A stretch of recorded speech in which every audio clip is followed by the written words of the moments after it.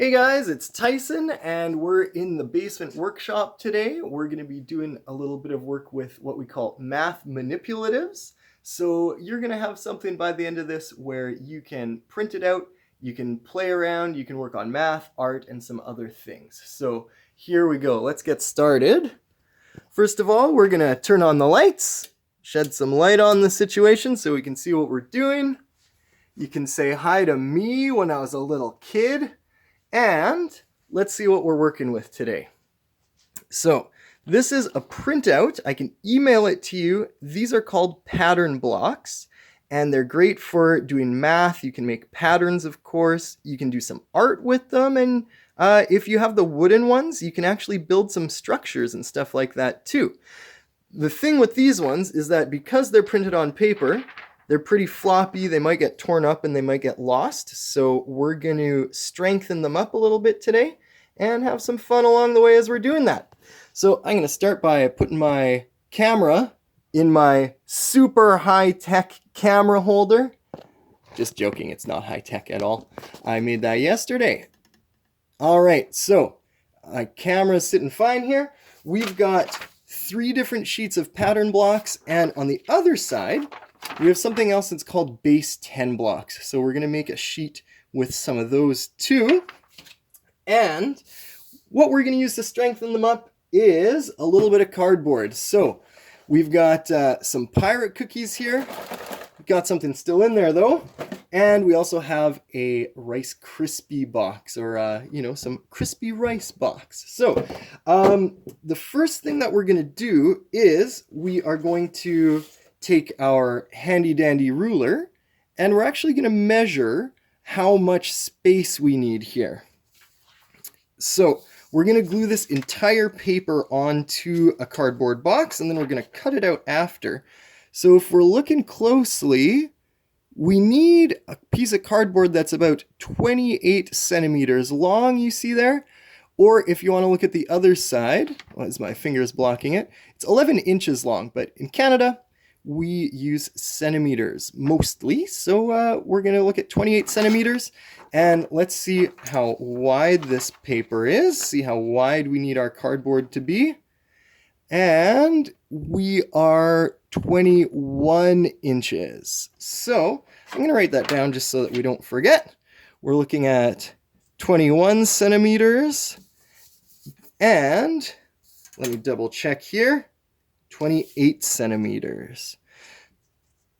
So, there's an expression when you're doing woodworking that you should measure twice and cut once, because you don't want to make that mistake. If we cut something too short, it's pretty tough to stick it back on. Okay, so let's look at our backing here. Here's our pirate cookies, and we still got some cookies in there. So we're going to take this cardboard, take it apart, put that aside for a moment.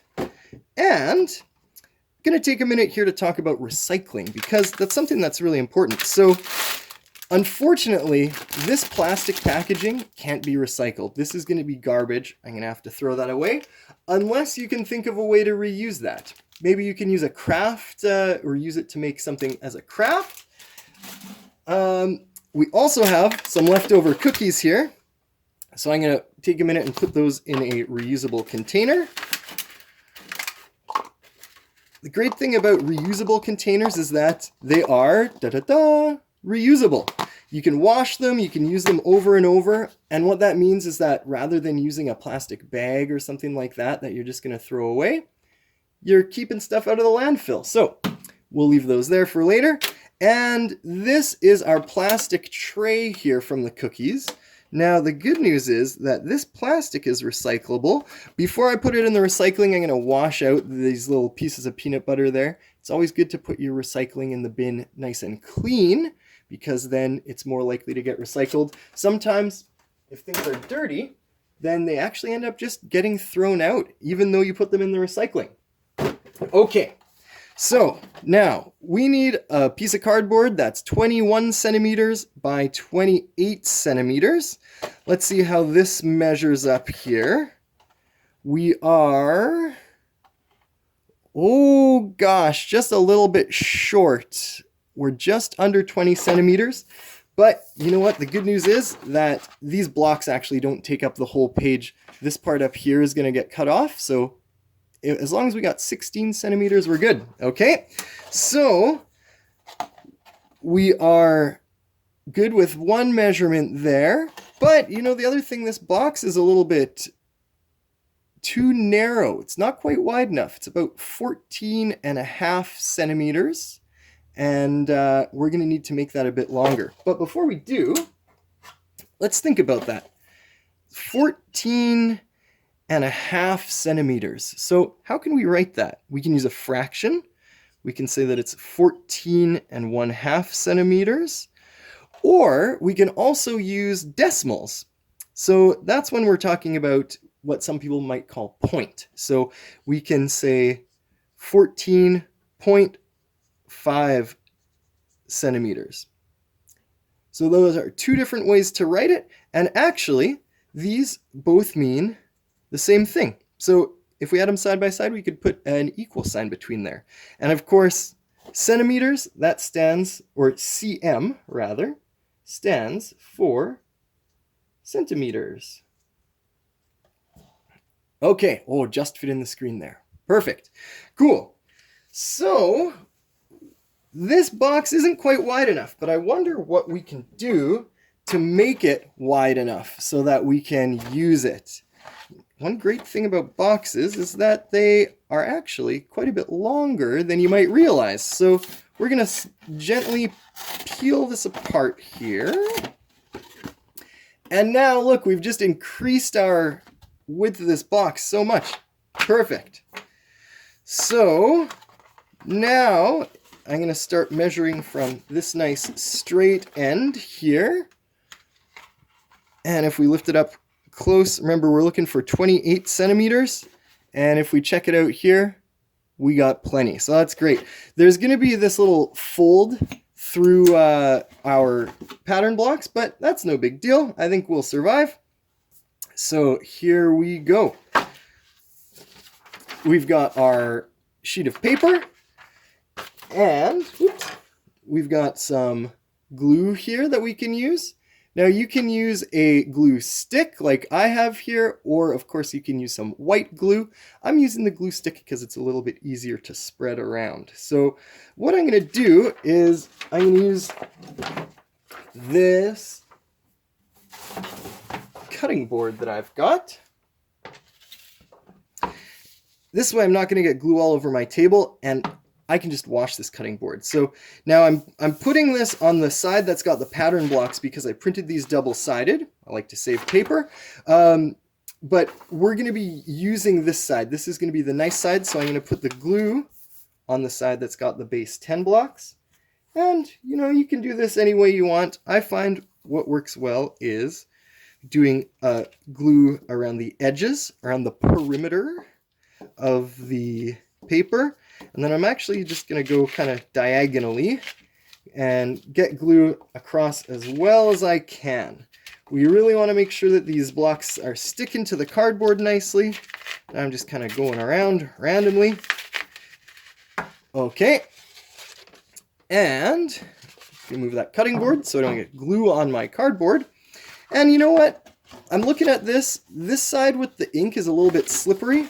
This side is a little bit more texturized, a little bit rougher. So I think the glue might stick better. And if you look at the gap where that fold is here, I'm trying to line it up so that fold isn't in the way so much. Then I'm going to press this down there. Try to get it glued as nicely as possible. Woohoo! Okay, cool. So our stuff's glued on there. I am going to let that sit for a minute and dry up. And in the meantime, I'm going to take this and I'm going to do the same thing with some of the other base 10 blocks. So I'm going to hit pause. I'll be back with you in a second.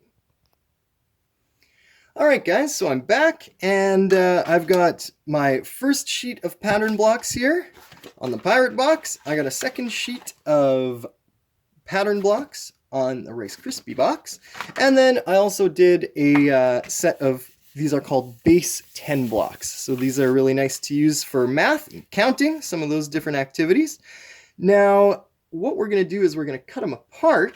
Some people might say, well, you know what? Why didn't I just cut this out and then glue it onto the cardboard and cut each piece out and glue it onto the cardboard? You know, I think that would take more time. It might save a bit of glue, but I think it would take more time for me to cut this out and then glue it and then cut out around the cardboard. So I'm trying to do it this way. If you want to do it the other way, cut them first and then glue them, could be fun. Could be a nice way to spend your afternoon. So we've talked about a little bit of measurement.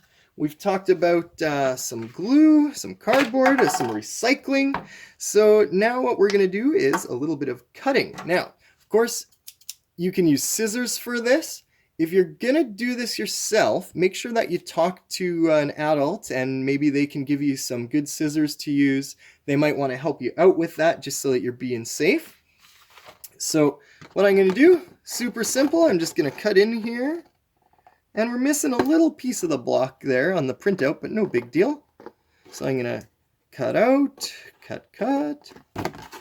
Now I'm cutting on this shape. This one's got 6 sides. And that's one that we call a hexagon. And those come from, oh gosh, I think it's Greek or maybe from Latin. There's hexagon, octagon. That might be one that you heard with a different animal, an octagon. Kind of like an octopus. So if you think about how many legs an octopus has, I bet you can think about how many sides an octagon has. This one is a hexagon, so it's got 1, 2, 3, 4, 5 different sides. And, you know, while we're at it, why don't we get out our old ruler, measure how long the different sides are. So remember, when you're measuring, you always want to start at the end of your ruler, or you want to start at 0. Some rulers actually have a 0 on there. This one just starts with a few small lines and then up to the number 1. So that means that the end right here is 0. So I'm going to put that end right at the edge. Oh, and would you look at that? Look, this hexagon is almost exactly 2 centimeters on the side. So let's see if one of the other sides is also the same. Check it out. Whoop. This one is also 2 centimeters long. How about this side? 2 centimeters long. Cool. So this hexagon has all equal length sides. That's pretty neat.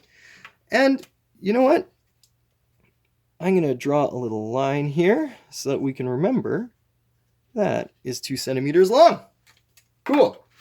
Let's check out one of our other guys here. Now I'm going to use my handy dandy scissors to cut out this, and this shape is called a trapezoid.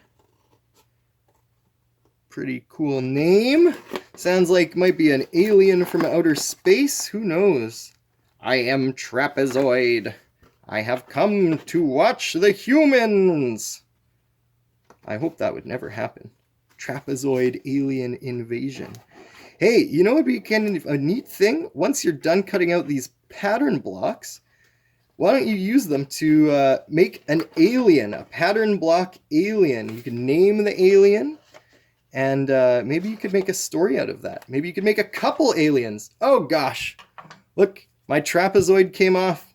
Too bad. So, you know what, I'm gonna just rub a bit of extra glue on there, fix that up. You know, your pattern blocks might come off of their cardboard from time to time, but no big deal. We're recycling by using this cardboard over, and we're using it to learn. Okay, so let's check out this trapezoid here. First of all, make a guess. Do you think that this side, this shorter top side, is the same length or different length than this hexagon? What do you think? I'll hold them close together. Make a guess. Okay, so this hexagon, 2 centimeters. Hey, check it out. Look, this trapezoid edge is also 2 centimeters. I wonder about this other edge of it, the longer edge. How long do you think that one is? One side's 2 centimeters. Let's see. Getting my edge of my ruler right at the end there. Oh, this one, it's a little bit longer. It's between 3 and 4. Looks like it's a little bit more than 3.5. Cool. Now, one of the things that's really neat about these pattern blocks is that you can actually kind of stack them, and they're made so that they can go together. So you can see that we have one hexagon. How many red blocks are we going to need? How many trapezoids do you think that we'll need to make that same hexagon shape? Let's see. Okay, I am going to show you one more way to do things here. For the parents, I think that this is probably better for you to do, just because we don't want any accidents to happen. But these are the base 10 blocks. They are nice and straight. And what I'm going to do is actually use a knife. So this is I guess a construction knife with a nice sharp blade on it. And kids, if you're watching this, this is definitely one to get your parents to do for you. But this is a nice way. You can use a ruler to get a nice straight line. Press down, and always, always make sure that your fingers are out of the way. And then we're going to slowly just cut along that line. Nice. There we go. So we're going to slowly cut along each of these lines here. And then you can actually save a little bit of time because these are all the same length. What you can do is after you cut these lines lengthwise, you can turn it this way. So I would cut all of these lines first, and then you can actually put your ruler across, and again, make sure your fingers are out of the way. You're going to press down and just slowly bring your knife that way. We're going to do the same thing on this side. Press down. There we go. Okay. Oh my gosh, that didn't work so well. I guess I needed to cut a little bit better, or maybe I need a little bit of a sharper blade. Give me a minute. I'll cut these out. I'll show you a couple of things with base 10 blocks.